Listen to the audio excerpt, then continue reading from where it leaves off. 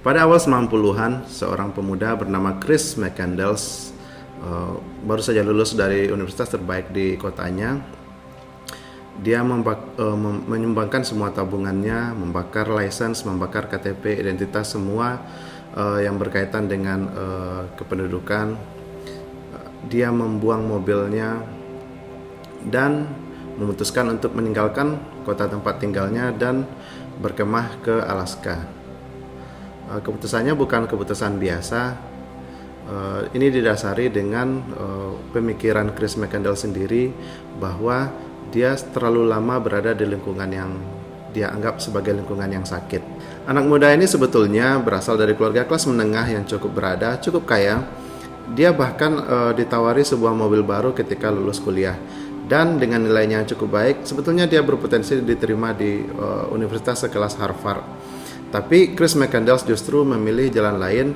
Dia justru meninggalkan modernisasi, dia justru meninggalkan peradaban, justru meninggalkan semua yang dia miliki untuk tinggal di Alaska, tinggal di alam liar di Alaska. Dan sayangnya keputusannya ini berakhir buruk. Dia meninggal keracunan di Alaska. Dan beberapa tahun setelahnya, seorang penulis, John Cracker, menulis kisah hidup Chris McCandless yang dianggap menginspirasi banyak anak muda yang gemar dengan ide-ide perlawanan, yang gemar dengan ide-ide filsafat, pemberontakan dan semacamnya. Nah, pada tahun 2007, sutradara Sean Penn memfilmkan kisah perjalanan Chris McCandless ini yang terinspirasi oleh buku John Cracker itu sendiri. Nah, pada tahun 2010-nya saya terinspirasi juga dengan kisah hidup Chris McCandless ini dan mengangkatnya menjadi skripsi S1 saya.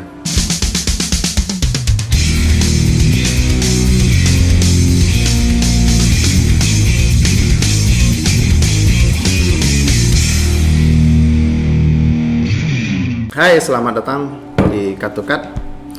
Kali ini saya akan membahas film yang saya anggap personal bagi saya karena film ini adalah film pertama yang saya review secara serius, dan saya review secara ilmiah, secara serius, dan bahkan mengantarkan saya menjadi sarjana. Film ini berjudul Into the Wild yang disutradarai oleh Sean Penn yang tidak salah diproduksi tahun 2007. Nah, di sini sudah ada skripsi saya. Skripsi S1 yang berjudul Into the Wild, The Deterritorialization of Postmodern. Dulu saya bisa lancar membacakan judul ini, sekarang sudah 10 tahun berlalu, rasanya susah sekali menyebutkan judul ini kembali. Nah, mungkin kalian bertanya mengapa hanya membahas film bisa jadi sarjana. Sebetulnya akan saya ceritakan lebih lanjut. Sebetulnya tidak hanya membahas film. Perlu saya infokan bahwa saya kuliah jurusan sastra Inggris di Padang. Nah, sastra ini tidak hanya membahas karya sastra pada umumnya.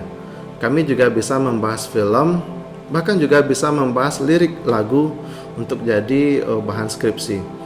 Perlu saya jelaskan bahwa sastra adalah ilmu yang mempelajari pada dasarnya adalah karya sastra. Karya sastra didasari oleh teks. Apapun yang berhubungan dengan teks, yang berhubungan dengan produk bahasa seperti puisi, naskah drama, prosa, bisa jadi itu novel, bisa jadi itu cerita pendek, novelet dan semacamnya, dan juga film, dan juga akhir-akhir ini kalau tidak salah juga termasuk komik. Di sastra kami membahas semua yang berhubungan dengan produk sastra ini dan bisa dijadikan sebuah skripsi. Lalu apakah yang dibahas dari sebuah film jika ingin mengangkatnya menjadi sebuah skripsi? Apakah membahas sinematografinya, membahas editingnya, membahas efeknya, membahas penyutradaranya? Tidak. Saya katakan bahwa kami di sastra tidak menyentuh wilayah kreatif. Maksud saya, kami di sastra tidak menyentuh wilayah kreatif yang berhubungan dengan visual, seperti yang dilakukan oleh anak-anak mungkin IKJ atau jurusan film yang dengan secara langsung membahas film secara utuh, mulai dari produksinya dan semacamnya. Nah, kami di sastra karena pada dasarnya sastra berdasarkan teks, jadi di sastra kami membahas film dari skenarionya.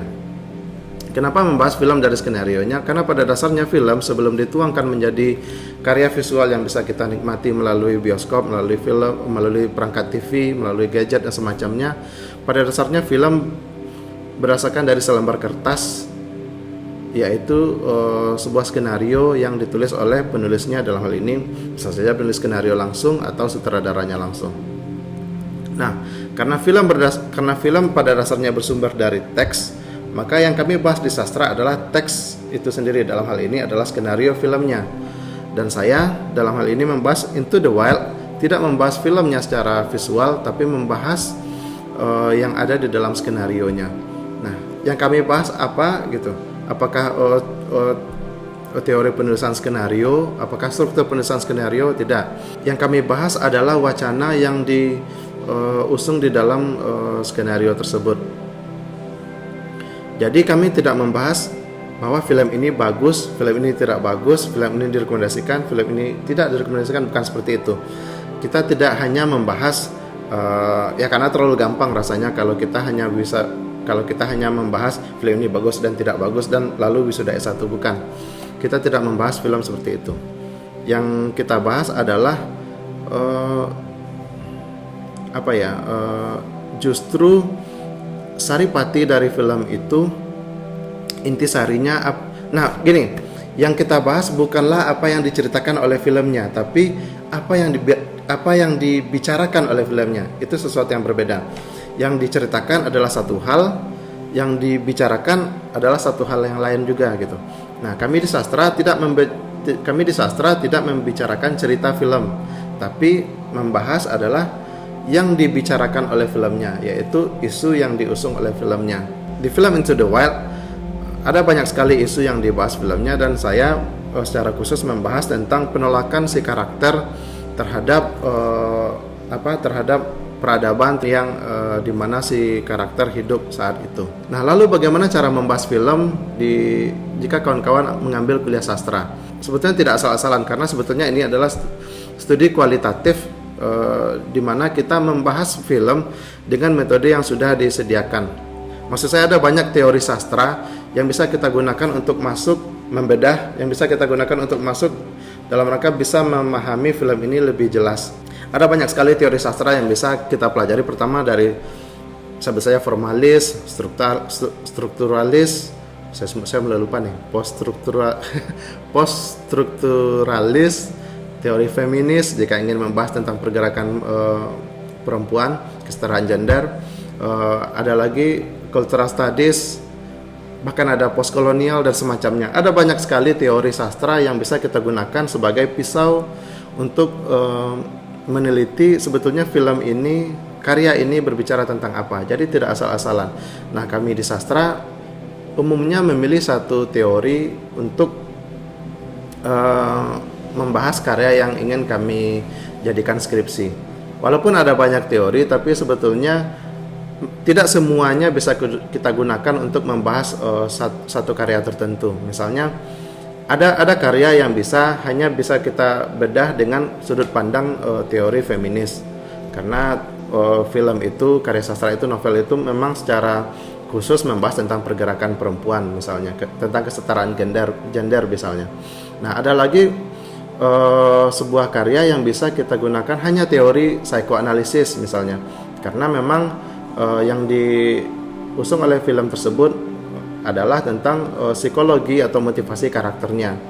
Nah, ada banyak teori sebetulnya. Nah, di dalam skenario saya ini saya lebih menggunakan teori mungkin teori postmodern mungkin. Sebetulnya saya sudah lupa, dan mungkin saya bisa bacakan sedikit abstraknya.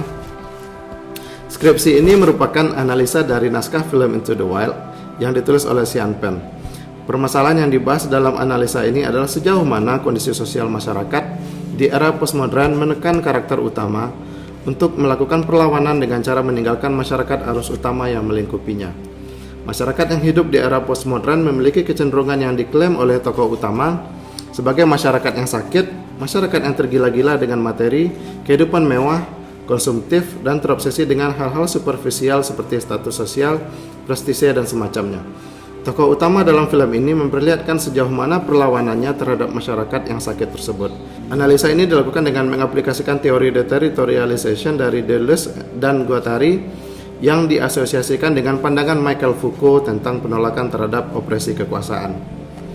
Nah, hasil analisa memperlihatkan bahwa kemajuan peradaban yang dialami oleh masyarakat saat ini ternyata berpotensi melahirkan orang-orang yang menolak bentuk kemajuan tersebut. Penolakan bisa terjadi dalam bentuk penciptaan batasan nilai, juga dapat terjadi dalam bentuk yang lebih radikal, misalnya menolak keseluruhan nilai yang dianut oleh suatu kelompok masyarakat. Penolakan radikal yang dilakukan oleh tokoh utama dalam naskah film ini menunjukkan bahwa kesadaran berperan besar dalam menciptakan keputusan yang ekstrim di dalam hidup. Analisa ini fokus pada karakter Chris McCandless dan konflik yang ia hadapi sepanjang melakukan penolakan terhadap kondisi sosial masyarakatnya. Jadi ya, di dalam skripsi ini ada beberapa hal yang saya tekankan sebagai poin untuk menganalisa filmnya. Pertama adalah karakter, dan kedua konfliknya. Nah, karena film memiliki elemen fiksi, kami menyebutnya fictional devices. Elemen fiksi berupa karakter, setting, konflik, apalagi ya, ya semacam itulah ya. Ada banyak elemen fiksi yang bisa kita gunakan untuk membahas filmnya. Dan di film Into the Wild ini saya membahas melalui karakter si Chris McCandless ini dan juga konflik yang dia hadapi. Jadi kami membahas film tidak tidak membahas secara sinematiknya, tidak membahas secara kualitas sound, audio atau semacamnya, bahkan tidak membahas editingnya. Jadi tidak ada unsur visual yang kami bahas. Jadi bahkan pembimbing pun tidak masalah jika kita tidak menonton filmnya, asalkan kita membaca skenarionya sampai habis. Nah, skripsi saya ini thanks to dua orang penguji. Pertama, Dr. Kurnianingsih yang dikenal sebagai dosen killer tapi sangat dihormati dan sangat disayangi oleh para mahasiswa. Dan kedua, Ibu Fauzia Rozani, MA, yang juga sangat disegani dan dihormati dan juga disayangi oleh para mahasiswa, khususnya mahasiswa satu angkatan di bawah saya. Dengan membahas karakter, dengan membahas setting, dengan membahas konflik dan beberapa elemen fiksi lainnya, dari sinilah maka kita bisa menggali sebetulnya tentang apa cerita ini. Jadi yang seperti saya bicarakan tadi, bahwa yang kita bahas dari film ini adalah apa yang dia bicarakan, isu apa yang diangkat. Nah, film Into the Wild sendiri bagi teman-teman yang sudah menonton adalah salah satu film yang cukup menginspirasi anak-anak muda karena perlawanan si Chris McCandless ini. Film ini memang diangkat dari kisah nyata tentang Chris McCandless yang terlalu banyak membaca buku filsafat dan merasa bahwa dunia yang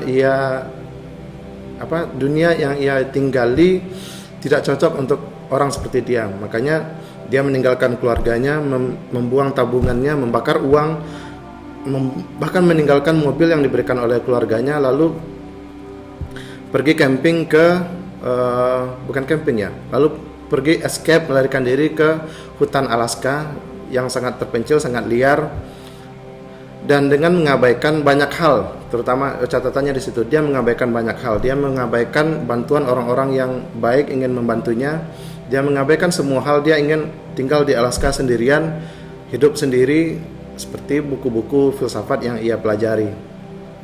Bahkan di dalam film ini dia berkali-kali mengatakan bahwa dia benci society, dia benci society-nya. Dan ini menjadi inspirasi juga bagi Eddie Vedder yang menulis soundtrack untuk film ini. Yang kawan-kawan bisa mendengarkan soundtrack yang bagus dari Eddie Vedder berjudul Society.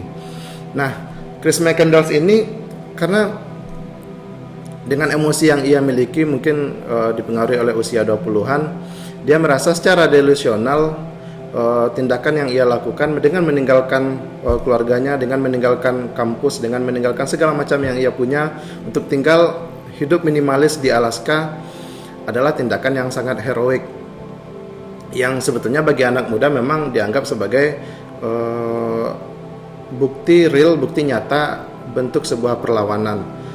Dan di dalam film ini pun Sean Penn sebetulnya berhasil menunjukkan dua mata sisi yang bisa membuat kita memiliki dua pandangan terhadap keputusan si Chris McCandless ini.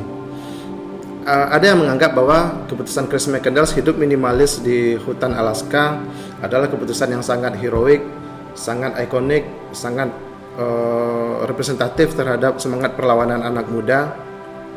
Ada juga yang menganggapnya adalah tindakan delusional yang bodoh. Dan Sean Penn melalui film To the Wild saya rasa tidak menunjukkan secara tunggal tujuannya memfilmkan ini. Maksudnya dia sengaja membiarkan kita sebagai penonton terpolarisasi, terbagi kepada dua kelompok. Ada yang menganggap kelompok heroik, ada yang menganggap keputusan Chris McCandless ini adalah keputusan yang sangat ironis, sangat delusional.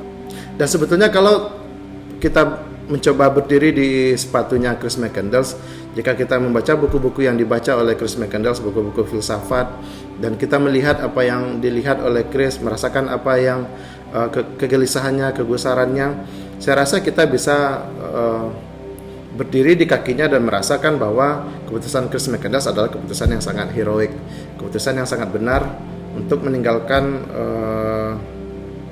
masyarakat sosial yang melingkupinya, lalu hidup sendirian di hutan, hidup dari alam, makan langsung dari hasil perburuan, makan tanam-tanaman yang ia tanam sendiri, lalu ia tidak tersentuh teknologi seperti yang dilakukan oleh masyarakat pada umumnya saat ini. Tapi ternyata ironisnya Chris McCandless akhirnya justru seolah-olah dikhianati oleh alam liar yang ia pilih sendiri. Dan memang faktanya adalah Chris McCandless akhirnya tewas secara mengenaskan setelah 100 hari tinggal di Alaska. Saya hampir lupa bahwa di Alaska Chris McCandless tidak berkemah, tidak tinggal di bawah hutan, tidak tinggal di atas pohon seperti yang teman-teman bayangkan. Dia tinggal di sebuah mobil bus tua yang sudah lama terbengkalai. Nah, di dalam bus inilah Chris McCandless hidup. Dia tidur di sana, dia menulis. Dia membawa catatan jurnal, dia membawa kamera dan buku-buku filsafat yang selalu jadi panduan hidupnya. Nah, Jon Krakauer dan Sean Penn sendiri memfilmkan kisah Chris McCandless ini sebetulnya diambil dari jurnal harian yang ditulis oleh Chris McCandless itu sendiri. Kenapa saya membahas film ini? Karena tahun ini tepat 10 tahun usia skripsi saya, dan kedua adalah baru saja beberapa hari lalu saya mengetahui ada informasi bus terbengkalai tempatnya Chris McCandless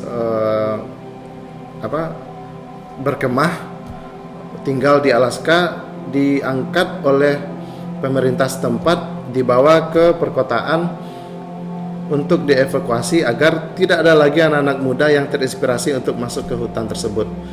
Karena memang setelah kematian Chris McCandless, banyak sekali anak-anak muda yang terinspirasi dengan tindakannya, lalu memutuskan untuk secara heroik dan delusional meninggalkan rumah, lalu pergi ke Alaska sendirian, hidup minimalis, dan tinggal di bis terbengkalai tempat si Chris McCandless ini tinggal dulunya. Dan memang akibatnya banyak anak-anak muda yang hilang, bahkan dikabarkan kalau tidak salah ada juga yang berakhir tragis dan meninggal dan hilang, tidak ditemukan. Untuk mengantisipasi tidak ada laginya Chris McCandless ke depan, pemerintah setempat mengangkat bis ini dengan helikopter dan membawanya ke tempat yang mungkin bisa lebih diakses oleh orang-orang, khususnya anak-anak muda. Sehingga tidak ada lagi Chris McCandless lain yang hidupnya berakhir tragis di Alaska. Lalu apa hubungan skripsi ini dengan Cut to Cut? Sebetulnya inilah tujuan saya membuat video ini. Setelah saya belajar 5 tahun di sastra Inggris, saya memahami bagaimana cara menganalisa sebuah karya, baik itu puisi, cerpen, novel, dan film. Bahwa kita tidak menganalisa karya itu dari bagus atau jeleknya saja. Dan karena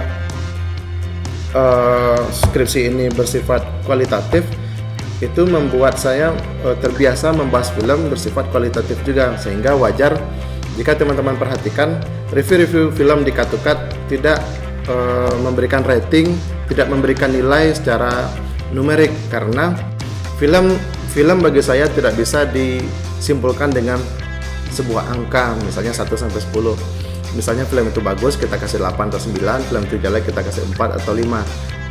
Saya rasa sebuah karya film baik itu ya film jenis apapun tidak bisa diberikan nilai. Itu sih menurut saya gitu. Bagi teman-teman yang terbiasa melihat review yang ada nilainya tidak masalah juga. Karena memang mungkin ada perhitungan khususnya bagaimana rating film itu bisa jadi 8, bisa jadi 9 dan semacamnya. Nah, kemampuan kita menganalisa film tergantung oleh banyak hal. Pertama, dengan pengetahuan yang kita miliki, sejauh mana pengetahuan kita sehingga kita bisa menganalisa film itu relate dengan kita. Kedua, dengan pengalaman, mungkin seberapa dekat pengalaman kita dengan film itu.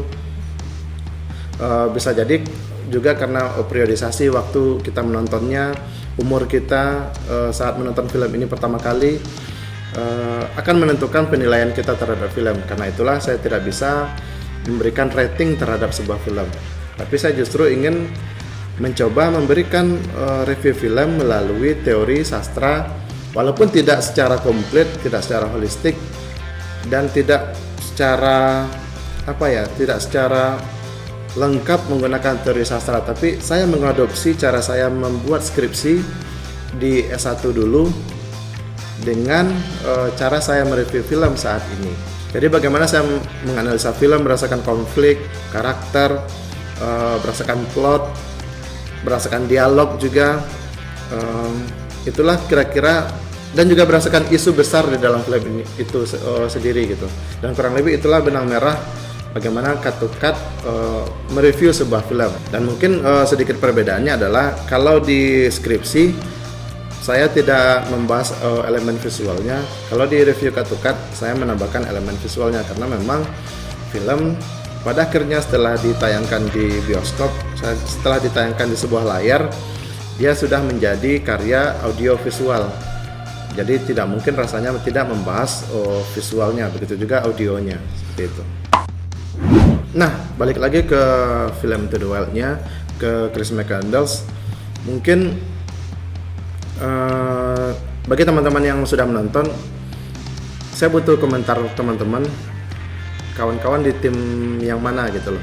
Apakah di tim Chris McCandless ini adalah hero, atau justru dia sekedar hipster delusional yang tidak tahu apa-apa tapi merasa dia bisa dekat dengan alam. Karena memang di akhir film Chris McCandless tewas karena justru dia gagal memahami bagaimana alam liar bekerja. Seperti kita ketahui bahwa alam liar bukanlah sahabat manusia seperti di film-film. Alam liar adalah sebuah sumber daya.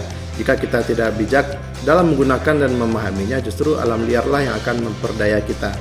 Nah, dan ada banyak versi kematian Chris McCandless sendiri. Ada yang menganggap dia keracunan, ada lagi yang menganggap bahwa dia dehidrasi, kelaparan, karena Chris McCandless tidak bisa memahami perubahan musim dan tidak siap dengan perubahan musim itu sendiri. Nah, tapi terlepas dari itu semua, apakah Chris McCandless hero atau tidak, bagi saya Chris McCandless adalah hero, karena perjalanan hidupnya lah yang membuat saya berhasil menyelesaikan skripsi ini. Dan ya setidaknya saya bergelar S1 dengan film Into the Wild ini. Jadi itulah review saya untuk film Into the Wild yang mengantarkan saya jadi sarjana. Film ini masih akan selalu berkesan bagi saya, karena tidak hanya karena bisa mengantarkan saya jadi sarjana tentunya, tapi juga film ini sangat menginspirasi saya. Bahkan pada masanya tahun 2009-2010 film ini sangat mengganggu psikis saya, mengganggu tidur saya, dan bahkan saya pernah terinspirasi ingin sekali menjadi Chris McCandless ketika sudah wisuda. Ternyata ya hidup berkata lain, dan disinilah saya sekarang. Dan somehow saya bersyukur sebetulnya, karena memang saya tidak punya keberanian untuk hidup di alam liar seperti Chris McCandless. Sebelum berpanjang-panjang, ya inilah review Cut to Cut. Terima kasih sudah menyaksikan. Sampai jumpa di video berikutnya. Salam sinema.